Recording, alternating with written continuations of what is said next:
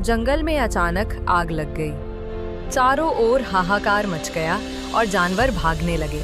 तभी एक छोटा हिरण पास की झील से मुंह में थोड़ा सा पानी भरकर आग बुझाने लगा। उसका प्रयास बहुत छोटा था, पर वो हार नहीं मान रहा था। देवताओं ने उसकी सच्ची लगन और साहस देखा। वे प्रसन्न होकर बादलों को बरसने का आदेश देते हैं। तेज बारिश से आग बुझ गई और जंगल के सभी जीव सुरक्षित हो गए। सीख: छोटा प्रयास भी बड़ा बदलाव ला सकता है।